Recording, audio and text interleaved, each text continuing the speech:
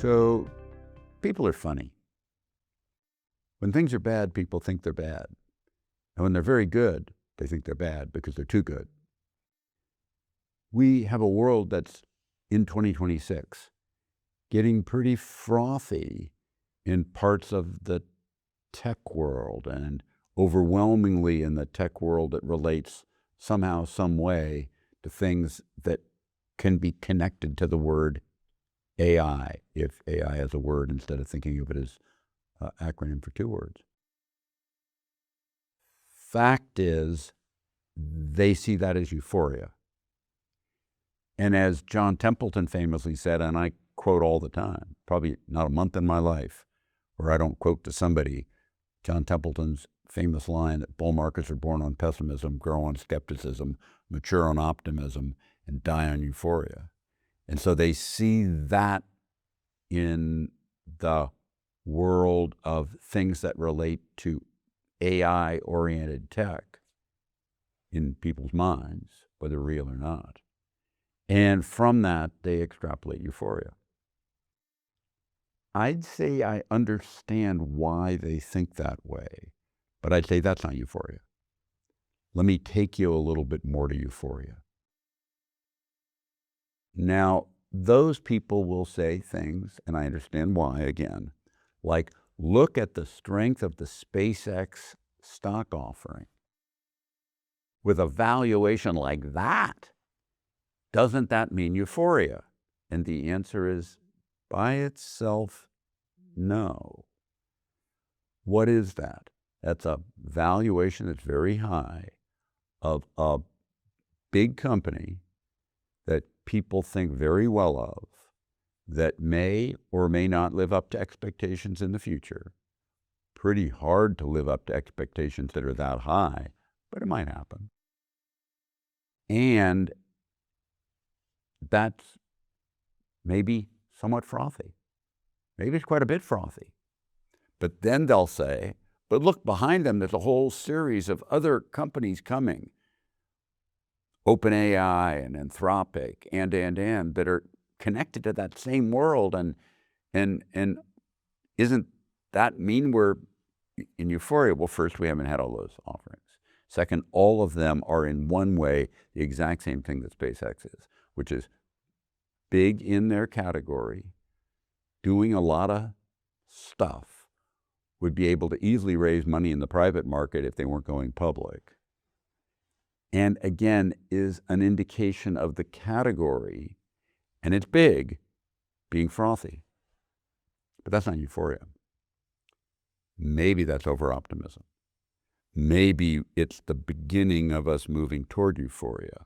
But when you get euphoria, you get something else that hasn't happened yet. And that's a creation of entities going public that are specifically created to take advantage of the froth. Not entities that were created long before doing significant things that may or may not be overpriced. But the creation of securities and companies aimed to take advantage of the eagerness of investors to put money into something that's hot. You get lots of deals then. You get deals that are all icing, no cake, or maybe it's a big glob of icing around a tiny, tiny little piece of cake. But it is not mostly cake with a little bit of icing, or mostly cake with some icing. And in that, we haven't begun to see that yet.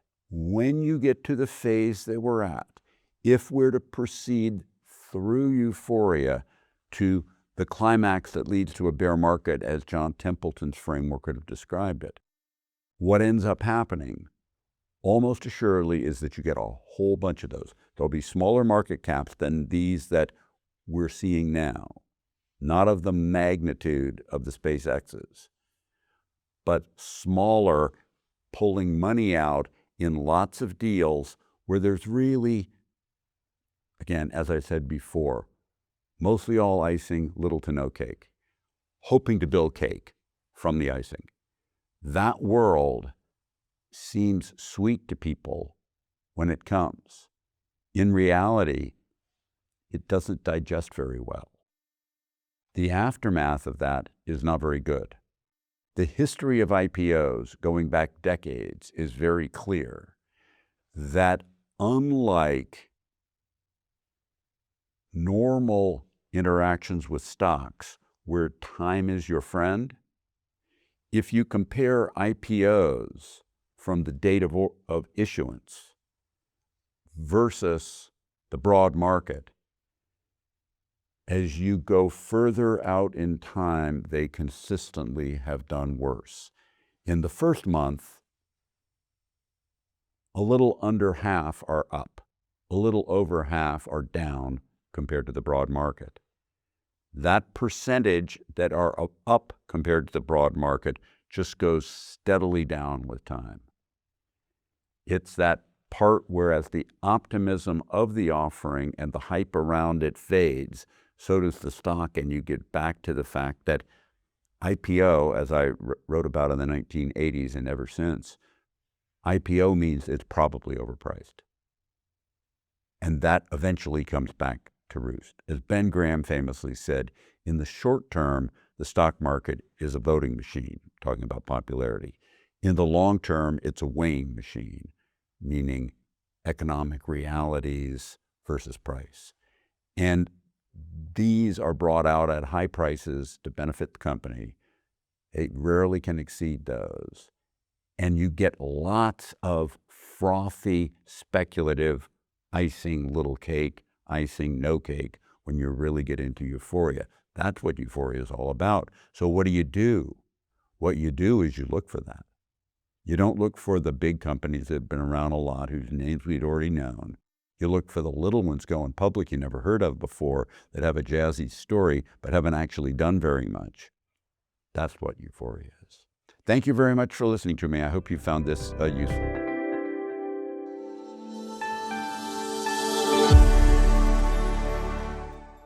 Hi, this is Ken Fisher. Subscribe to the Fisher Investment YouTube channel if you like what you've seen. Click the bell to be notified as soon as we publish new videos.